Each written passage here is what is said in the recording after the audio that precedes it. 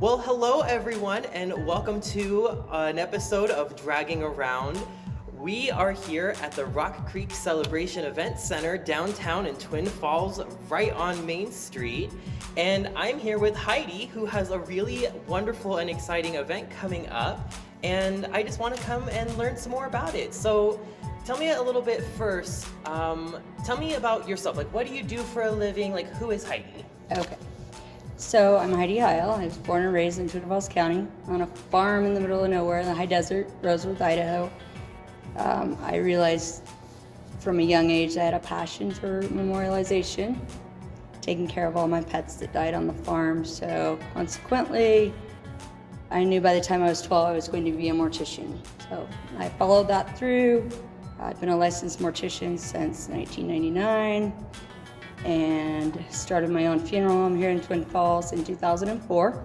So I own Serenity Funeral Chapel, and then I added a crematory, Cremation Services of Idaho, and I just recently added a second machine. So now I have the largest cremation operation in southern Idaho. I've never been afraid of pushing the envelope and trying new things. So people like to go out and celebrate when somebody dies. More so in more meaningful scenarios oftentimes than a somber setting with nothing but grief and tears, where you add food and drink and celebration and dance, and I mean that's been a tradition since the beginning of mankind. And I thought, gosh, really like to provide food and the option of alcohol and a nice place that people could tailor themselves or for their special occasion and to fit and suit their loved one's life. Absolutely. My thought process was to bring something to the community, just a place where people could come and enjoy any kind of celebration of life. Weddings, quinceañeras, birthdays, anniversaries, holiday parties, those type of things. So you have this beautiful facility and all this room, and you're planning this amazing dinner. So tell us a little bit more about why? Like, what is this?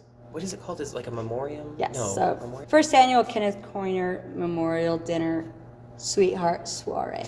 So we're combining two very important things into one. Yeah. So this memorial dinner is for someone who is very near and dear to you, and I think that that's something that maybe people don't completely understand.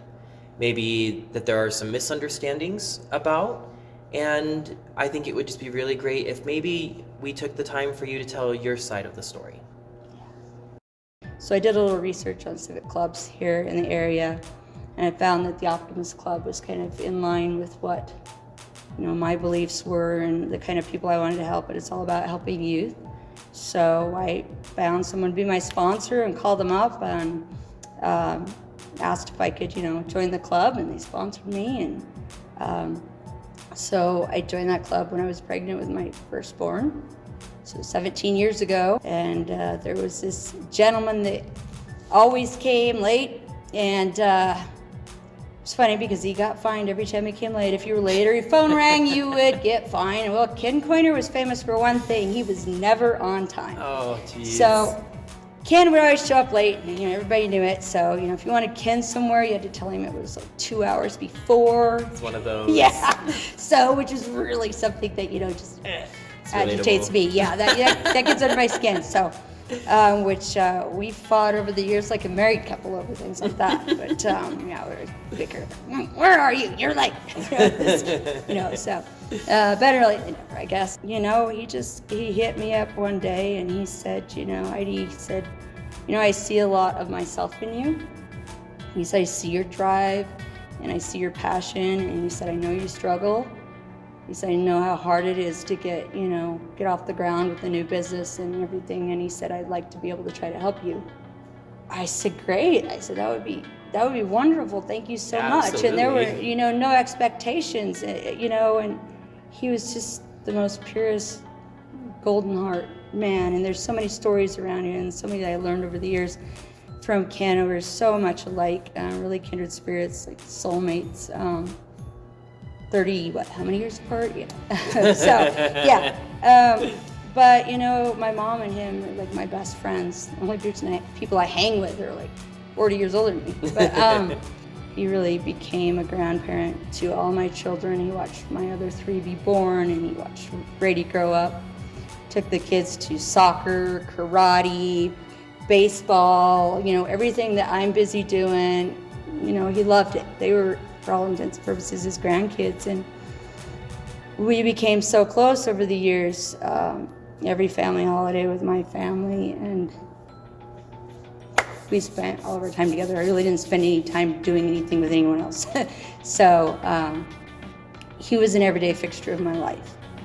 And last year at this time, on my son's birthday, we called because we always did something grand for my kids, and he was always part of it, So I called him and told him we were going to the bowling alley for Laramie's birthday, and he, sounded sick. And he said, I'm sick. He's like, I better not go. He had been helping my older son out in getting his driver's license because I didn't have the time to take him out and get him the driving hours. Kim would come over every morning and pull up and load up all the kids and let Brady drive and drop the other 2 off at Lincoln, and then go to Canyon Ridge, and Brady would drive and Ken would get back in and drive home, and then at the end of the day, the same thing. That weekend, a year ago, 26th of January, Brady said, I'm going to call Ken and just tell him he doesn't need to take me to school. I'll have somebody else drive me to school in the morning because, if he's sick. And I said, yeah, that's a good idea. So he did.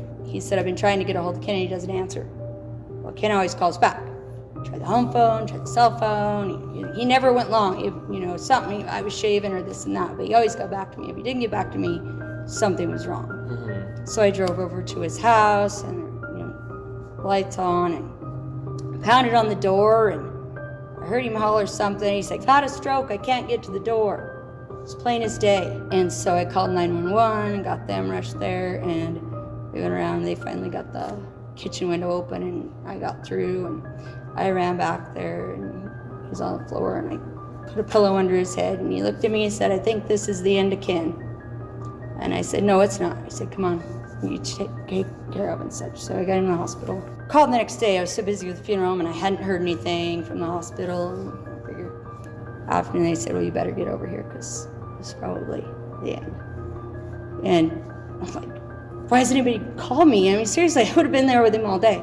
So I ran over there and, came in the room, and they're telling me, the stats and all these stuff. And I just went and I sat down with him, and I held his hand, and then I heard, told him I was there. And I told him, we're going to do everything in our power to save him. I don't think he's not been on a decline. This is something that just happened.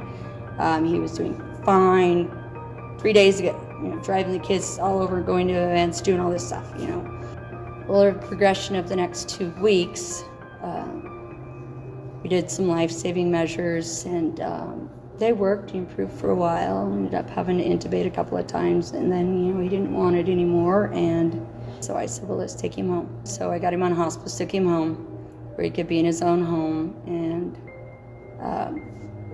full expect that, they were going to discharge him off hospice, that he was definitely a candidate to get better. But it took a turn for the worse.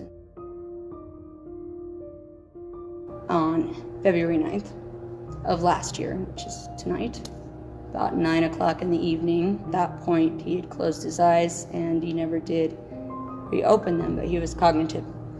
So I had made him a playlist, and I told him everything in the world that I needed to say to him, and I told him through 3 or 4 songs, and I stayed with him along with the rest of the family all night and held his hand and thanked him everything he did for me.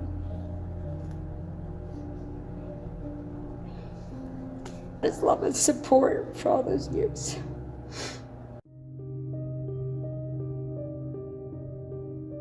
So I held his hand, and I had my heart under my ear on his chest, and as being a mortician, of course, there's all these cliche things, but I was looking at his hands when I was holding his hands, and just how big they were, compared to mine. And this one funeral verse just popped into my head, and it's a golden heart stopped beating, hard-working hands to rest, and I can remember the third line, and the fourth line is God only takes the best. And so I was saying this to him in his ear, and I could not remember that third line. As the time went on, and I listened, and I watched him take his last breath, and he held for a couple of minutes, and I listened as his heart slowed to where it stopped.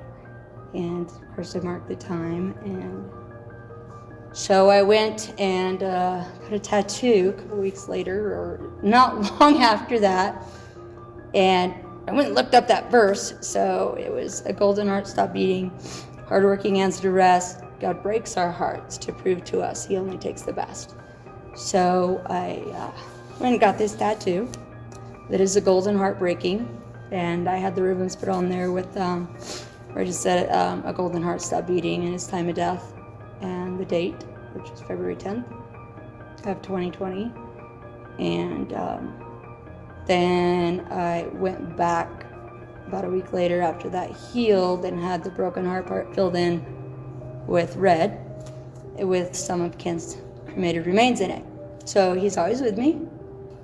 And as I do in fashion with all the special little quirky things I do when I take care of people that I love and know, Ken was a big fan of Bushmills. He only drank the best.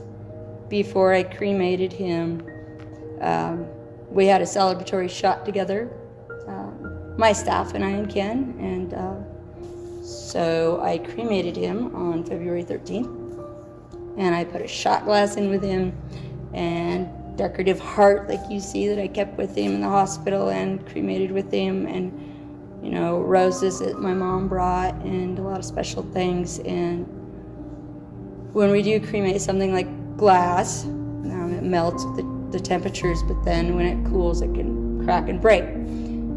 So the shot glass of course melted down, and when I pulled it from the crematory it cracked with the cooling into what I see as the shape of a broken heart. It's like, yeah, it was one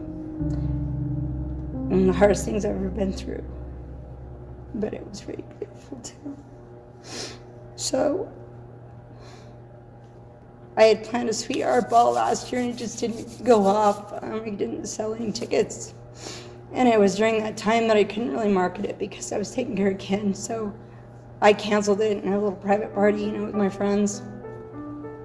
But this year I thought, let's do this. I found somebody to cook the food. And I always said, Ken will never be forgotten in this town. Sorry.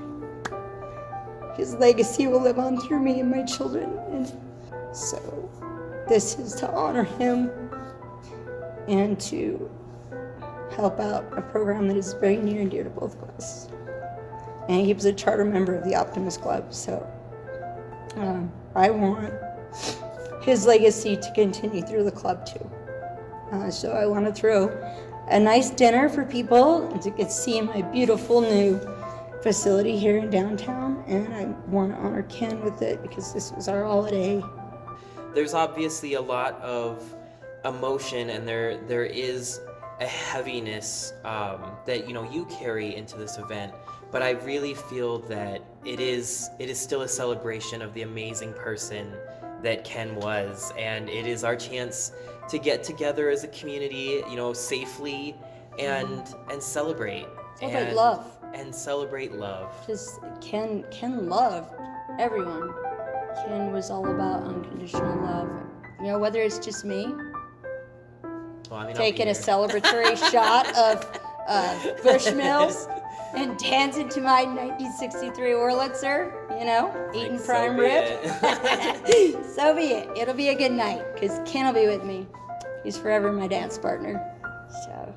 So if you want to come join us for this wonderful dinner and memorial, make sure, and some dancing and all kinds of wonderful things, make sure that you follow the Eventbrite link and buy your ticket by Thursday. Yes. Hopefully we'll see you all there, and thank you so much, Heidi, for just letting me step into your story and hear more about what this event is and what it means to you, and just the amazing person that Ken was. And I'm excited to see the impact that he will continue to have on our community through you.